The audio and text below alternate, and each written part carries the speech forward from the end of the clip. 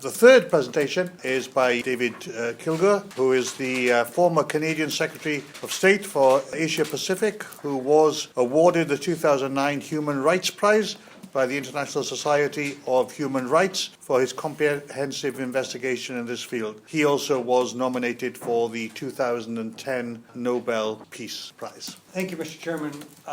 May I watch the time carefully? And a couple of things, if I may, just to start. I believe we have extra copies of this Andrew Moody report that we can provide for members of the legislature. You have some copies of it? I think you'll find that interesting. I was told before we sat down that the University Hospital here does transplants, and you have other hospitals in Wales that do transplants as well. David Matus and I actually went to 3 hospitals, or consulted 3 hospitals in Canada, and we discovered that over, I think it was a 3-year period, approximately 100 Canadians had gone to China for organs. At the Calgary Foothills Hospital, I actually went and talked to one of the transplant surgeons, and he had a form, and one of the items on the form is for organs got elsewhere, where did you get the organ? And I think the form he showed me said China on it.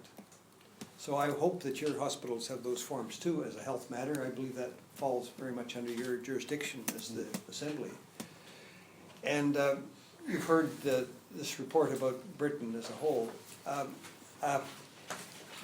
Chairman, I think for 7 years I was a lawyer for the provincial government of Alberta, which has the same issue that you do, that this resolution has to relate to health issues. And I was thinking that perhaps if you put it in terms something like this, and you could obviously change it, something like, as a health issue, no resident of Wales may receive a trafficked organ at any time. And you could maybe, if you had to make it clear that you're only speaking about the health issue, and it seems to me that would be a valid measure, health measure for your Assembly to pass, but obviously I don't live here, and just throw that out as a suggestion. You don't have to say, I think Ethan mentioned that, you don't have to mention China, because there's only one country on earth, ladies and gentlemen, where this happens, and that's in China.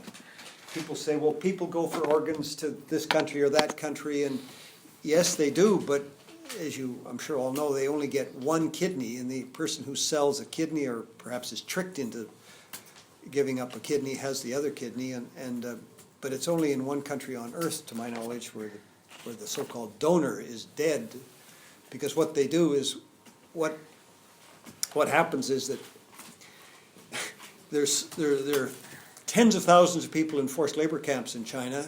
Only the Falun Gong practitioners we've discovered are tested every 3 months or 4 months by physicians. They're given elaborate tests. And you mentioned your lady in your book. Let me give another plug to the book. Not that you need the book plugged. It's an excellent book. No, I can always use the I can always use the plug. Can we strike that from the record?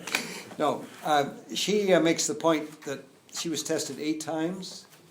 I think I made a note here this morning. When I was in labor camp for 4 years, by the way, I lost many friends, and will the world ever know what happened here in these camps?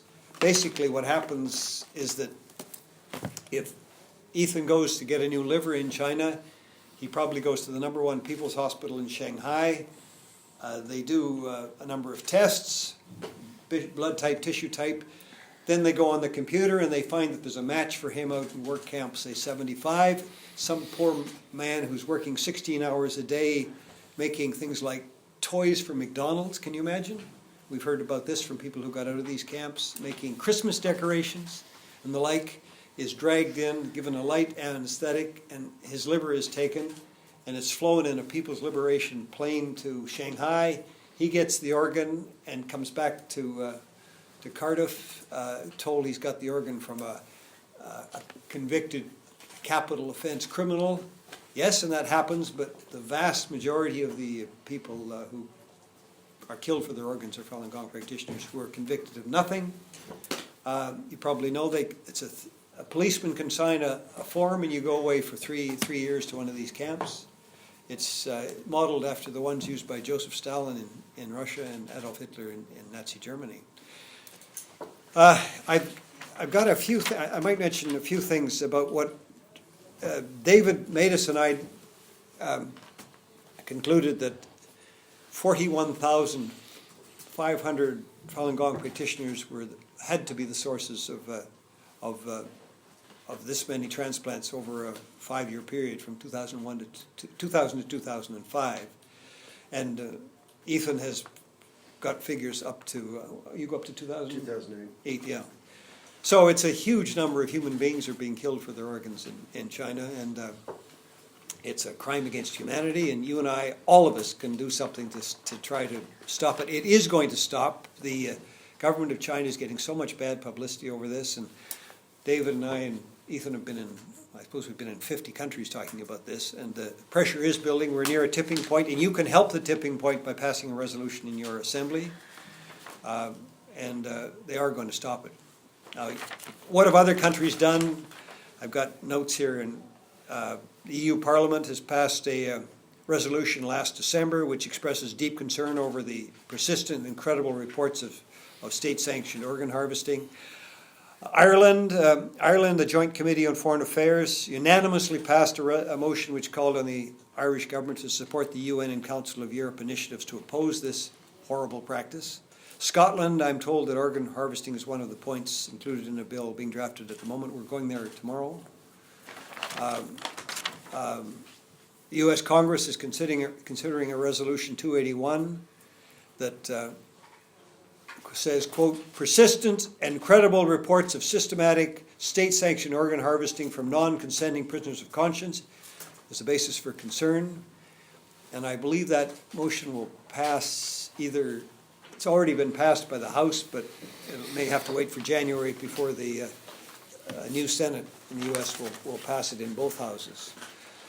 Canada, we've had 3 private members' bills addressing organ transplant, dealing with consent and the sale of organs being an offence in Canada, whether done in Canada or abroad.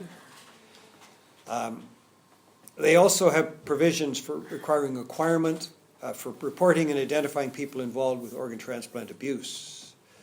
You mentioned, Ethan, you mentioned New South Wales. They haven't passed that motion, but basically it's just going to bar trafficking in organs anywhere.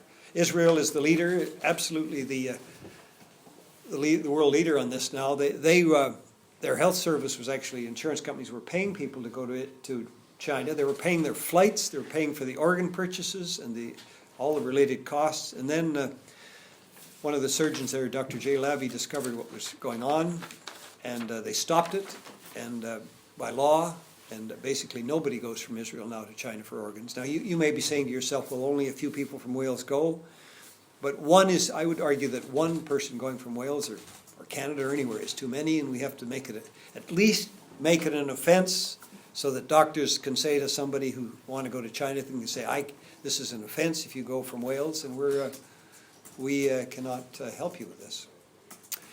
The UK has, we were there yesterday, as you probably know. There are a number of things you can do, but the ability of those of us outside of China to stop the killing is limited, of course, but China, the party state in China wants respectability, and they are not going to have any respectability, in my view, until they stop this crime against humanity.